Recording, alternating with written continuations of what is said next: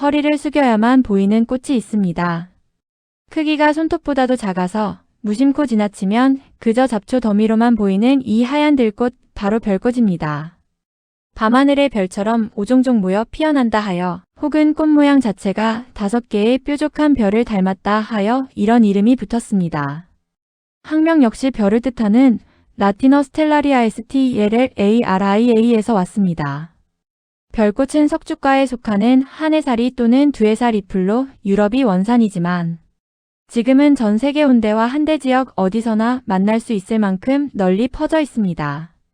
우리나라에서는 논둑이나 밭둑, 길가, 빈터 등 볕이 잘 들면서 너무 건조하지 않은 곳이라면 어디든 뿌리를 내립니다. 줄기는 가늘고 연약하며 옆으로 비스듬히 자라나는데 자세히 보면 줄기 한쪽에만 한 줄로 가느다란 흰 털이 나 있는 것이 특징입니다. 잎은 마주나며 달걀 모양으로 끝이 뾰족하고 아래쪽 잎은 잎자루가 있지만 위쪽 잎은 잎자루 없이 줄기에 바로 붙어 있습니다. 이른 봄부터 가을까지 길게 흰 꽃을 피우는데 꽃잎은 5장이지만 각각 깊게 갈라져 있어 마치 10장처럼 보이는 것이 별꽃의 또 다른 특징입니다. 별꽃에는 닮은 형제들이 많습니다.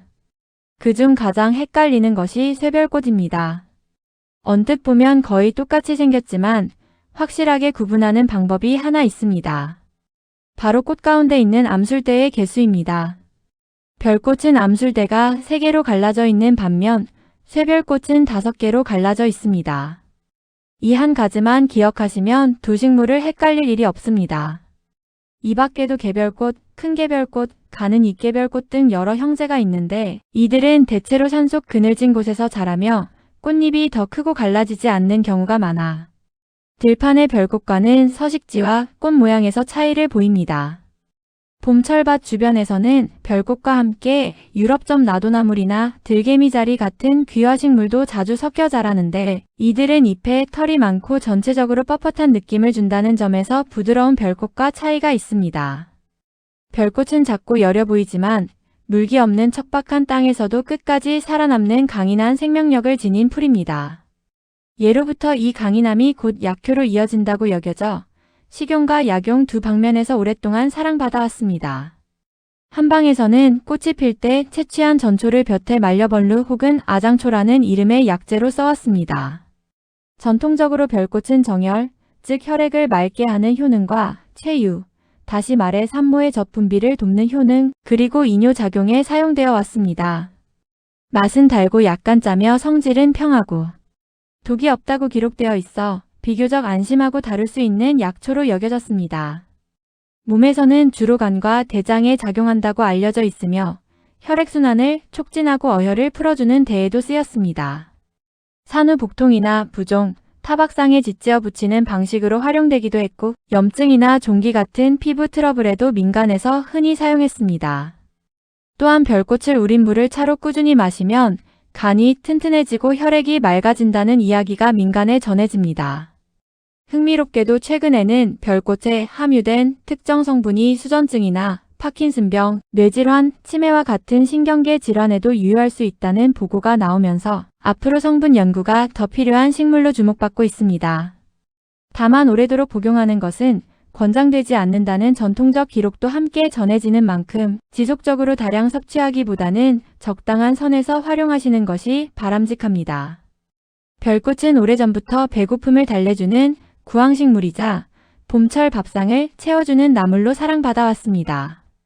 봄에 돋아나는 어린 잎과 부드러운 줄기를 나물로 무쳐 먹으면 맛이 순하고 좋습니다. 흉년이 들었을 때는 별꽃을 밥을 지을 때 함께 넣어 양식을 보충했다는 기록도 전해질 만큼 척박한 시절 요긴한 먹거리 역할을 했던 풀입니다. 채취는 보통 4월에서 7월 사이 꽃이 필 무렵 어린 부분을 골라 뜯는 것이 좋습니다. 줄기가 억세지기 전인 이른 봄에 채취해야 부드럽고 풋풋한 맛을 즐길 수 있습니다. 끓는 물에 살짝 데친 뒤 찬물에 헹궈 물기를 짜내고 된장이나 고추장으로 조물조물 묻혀 나물로 내면 됩니다. 국거리로 넣어도 잘 어울리는데 된장국이나 나물국에 넣으면 산뜻한 풀향이 국물에 은은하게 배어듭니다. 이웃나라 일본에서도 별꽃은 오랜 세월 사랑받아온 봄나물입니다. 미나리, 냉이, 쑥, 광대나물, 순무, 무와 함께 별꽃을 넣어 끓이는 칠초죽, 즉 7가지 봄나물로 쓴 죽은 새해 건강을 기원하며 먹는 대표적인 절기 음식으로 지금까지도 전해지고 있습니다. 이는 별꽃이 단순한 잡초가 아니라 동아시아 전역에서 오랫동안 식문화의 한 자리를 차지해온 식물이라는 것을 보여주는 사례입니다. 민간요법으로는 전초를 말려 곱게 가루를 낸 뒤 같은 양의 소금과 섞어 치약가루처럼 사용했다는 기록도 있습니다. 잇몸을 튼튼히 하고 치아를 관리하는 용도로 쓰였던 것으로 보입니다. 옛 문헌인 해동농서에는 단독, 즉 피부가 벌겋게 붓고 열이 오르는 질환에 별꽃을 찧어서 환부에 붙였다는 기록도 남아있어 잎을 나물로만이 아니라 외용약으로도 폭넓게 활용했음을 짐작할 수 있습니다. 별꽃은 앞서 살펴본 다른 들풀들과 달리 허준 선생의 동의보감에 정식으로 이름을 올린 약초입니다.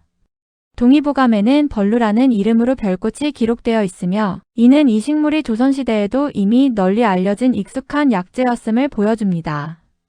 벌루라는 이름의 유래에 대해서는 중국의 옛 본초서인 명의별록과 본초강목에서 찾아볼 수 있는데 줄기가 사방으로 무성하게 뻗어나가는 모습 때문에 번성할 번자에 덩굴루자를 써서 벌루라 이름 붙였다고 전해집니다.